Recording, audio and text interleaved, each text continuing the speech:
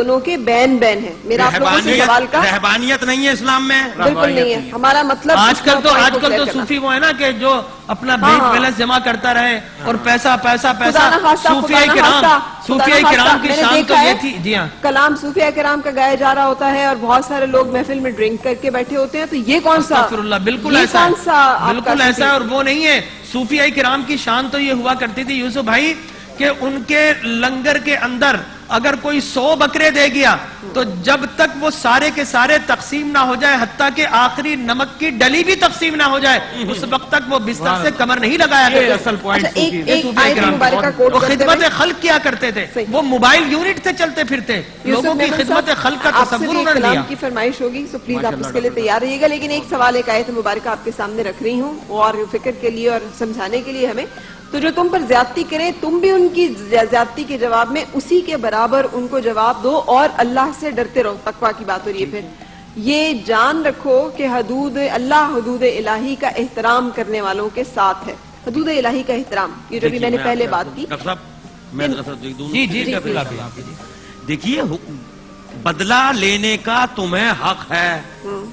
جو تم پہ ظلم کرتا ہے اس سے بدلہ لو, لیکن جو جتنا تم پہ ظلم ہوا اس سے 1 انچ آگے نہیں بڑھنا. جناب مولا کائنات علی بن ابی طالب, میں آپ سے مثال پیش کروں. جی, مولا کائنات نے فرمایا کہ دیکھو اس نے لعین نے میرے سر پہ 1 ضرب لگائی تھی, بیٹا حسن اس کی دوسری ضرب نہ لگے. تو ہم اگر اپنے ائمہ طاہرین کی کیا کہتے ہیں فکر و فلسفے کو دیکھتے ہیں, بدلہ تمہیں حق ہے تمہیں لینے کا, لیکن اگر پروردگار کہتا ہے کہ بدلہ چھوڑ دو اگر تم میرے اوپر, تو پروردگار کی کیسا بدلہ لے سکتا ہے ظالم سے, اس کا تم تصور بھی نہیں کر سکتے. اس نے تمہارے ساتھ ظلم کیا, تم اپنی حیثیت کے مطابق لوگے اس سے بدلہ. جب رب العزت لے گا, رب اللہ اکبر, میرے پاس وہ الفاظ نہیں ہے کہ رب کی کتنی سخت پکڑ ہوگی اس کے لیے کہ وہ ساری زندگی کا دنیا اور آخرت دونوں تباہ ہو گئی. دیکھیں, اسلام کی جو بنیاد ہے نا وہ عدل پر ہے, اور اسلام کی جو اٹھان ہے وہ فضل پر ہے. ٹھیک ہے نا, کہ تم عدل کرو لیکن فضل کرنا بہتر ہے, لہذا عدل سے نیچے مت جاؤ. لیکن میں اس کی پرائم ایگزامپل, میں تو اپنی نبی اور اپنے نبی کے اصحاب, نبی کے اہل بیت پر قربان جاؤں. آقا کریم علیہ الصلوۃ والتسلیم مرض وصال میں تھے, آپ کے سر مبارک پر کپڑا بندھا ہوا ہے, آپ باہر کہتے ہیں کہ بلال لوگوں کو جمع کر لو. حضرت بلال لوگوں کو جمع کر لیتے, آپ مسند پر تشریف فرما ہوتے ہیں اور آپ کہتے ہیں کھڑے ہو کر, لوگوں میں اللہ کا نبی ہوں, میں تمہیں حکم دیتا ہوں. آپ اپنی چادر مبارک اتار دیتے ہیں کہ اگر میں نے کسی کو کوئی ضرب لگائی ہے تو آؤ آ کر مجھ سے بدلہ لے لو. لوگوں میں اپنی آبرو تمہارے سامنے رکھتا ہوں, اگر میں نے کسی آبرو کو ٹھیس پہنچایا ہے تو لوگوں آؤ مجھ سے آج تم بدلہ لے لو. لوگوں اگر میں نے کسی کا مال کھایا ہے تو آؤ آ کر میرا جتنا مال حاضر ہے وہ سارے کا سارا لے لو. آج میں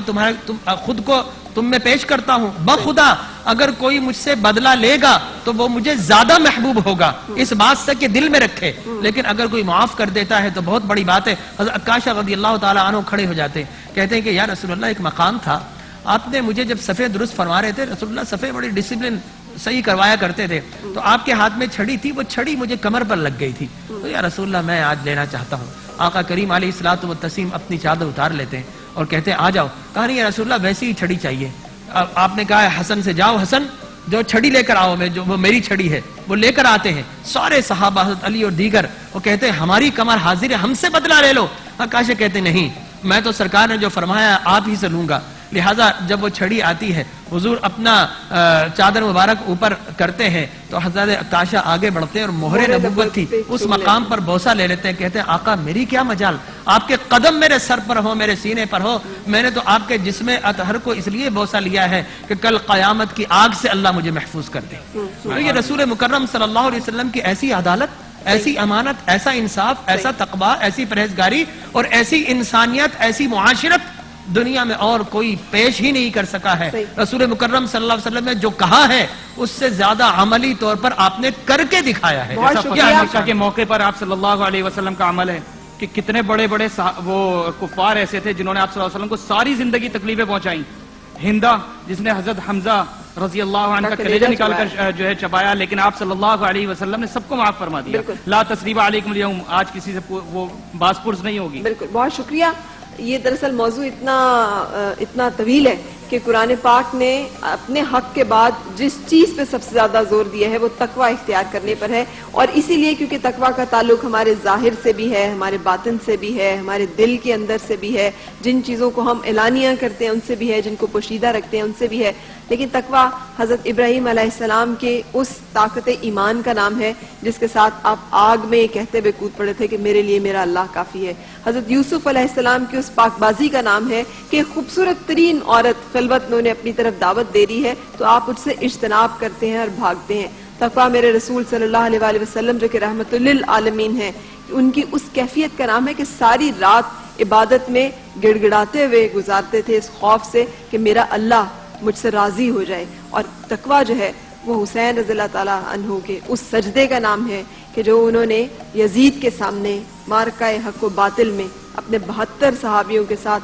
صرف حق کی خاطر اپنا سر کٹا کے وہ سجدہ ادا کیا۔ یعنی یہ مختلف ادوار میں اس کی شکلیں بدلتی رہی ہیں لیکن ہے یہ ایک ہی کیفیت۔ سو اجازت چاہیں گے اس دعا کے ساتھ کہ اللہ تعالیٰ مجھے اور آپ کو متقین میں اور صالحین میں شامل ہونے کی توفیق عطا فرمائے، اور اس ماہ مبارک کے صدقے یہ جو اس نے روزے ہم پہ فرض کیے ہیں ہمارے روزوں کو قبول فرمائے، اور اس کا جو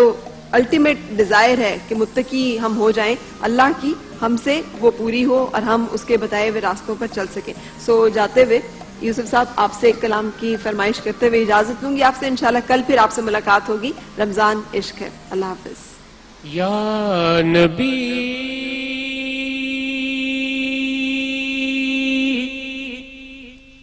یا نبی نسخہ تسخیر کو میں جان گیا، ماشاءاللہ۔ یا نبی نسخہ تسخیر کو میں جان گیا، اس کو سب مان گئے آپ کو جو مان گیا، اس کو سب مان گئے آپ کو جو مان گیا، اس کو سب مان گئے آپ کو جو مان گیا، ہر مقام والے کو کرتا ہوا حیران گیا، ہر مقام والے کو کرتا ہوا حیران گیا، لامقام میں میرا پیغمبر ذیشان گیا،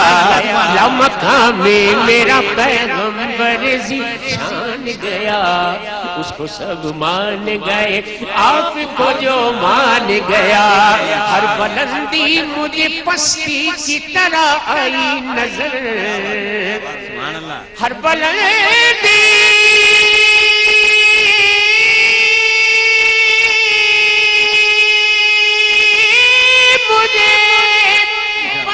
کی طرف آئی نظر،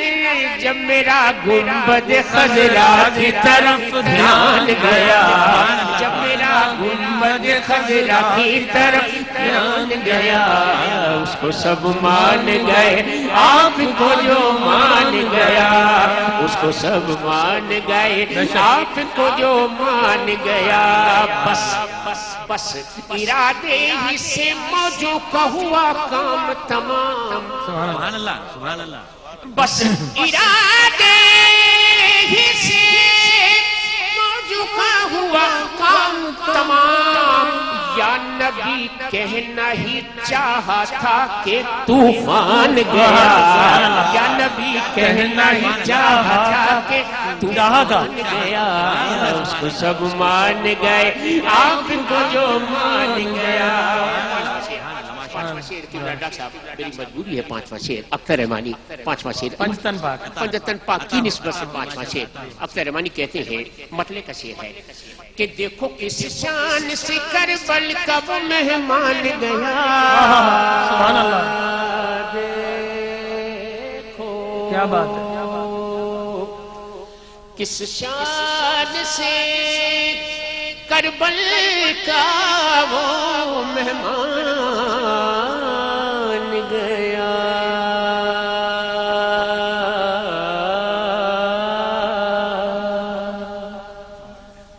دیکھو کس شان سے کربل سال کا وہ مہمان گیا نیزے کی نوک پہ پڑھتا ہوا قرآن گیا نیزے کی نوک پہ پڑھتا ہوا قرآن گیا اس کو سب مان گئے آپ کو جو مان گیا اس کو سب مان گئے آپ کو جو مان گیا لیکن حاصل کلام شیر آخری شیر اپنے آقا پر اعتماد کا شیر اعتماد کے لیے ڈاکٹر صاحب قبلہ علامہ صاحب قبلہ اس سے بڑا شیر میرے پاس نہیں کہتا ہے شاید کہ جیسے برسوں کی ملاقات رہی ہو ان سے جیسے برسوں کی ملاقات رہی ہو ان سے قبر میں دیکھتے ہی میں انہیں پہچان گیا قبر میں دیکھتے ہی میں انہیں پہچان گیا اس کو سب مان گئے آپ کو جو مان گیا مصطفیٰ جانے رحمت بیلا کو سلام شمع بز میں ہدایت پہ لاکھوں سلام شمع بز میں ہدایت پہ لاکھوں سلام سہانی گھڑی چمکا طیبہ کا چاند جس سہانی گھڑی چمکا طیبہ کا چاند اس دل افروز ساتھ پہ لاکھوں سلام مصطفیٰ جانے رحمت پہ یا الہی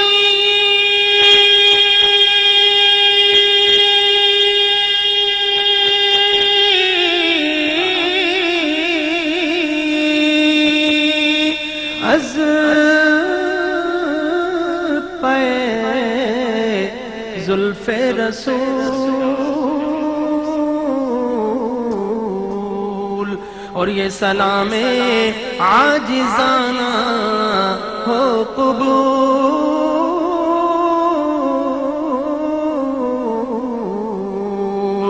الصلاة والسلام علیکہ یا رسول اللہ وعلی آلہ واصحابہ یا حبیب اللہ الہ غلامان مصطفیٰ نے بڑی محبت بڑی مودت بڑے خشوع بڑے خضوع کے ساتھ تیرے اور تیرے ملائک کی سنت کو ادا کرتے ہوئے تیرے حبیب کریم رؤوف الرحیم علیہ الصلوۃ والتسلیم کی بارگاہ بے کس پناہ میں ہدائے درود و سلام کو پیش کیا الہ ان محبتوں کی سوغات کو اپنی بارگاہ میں قبولیت کا اعلیٰ شرف عطا فرما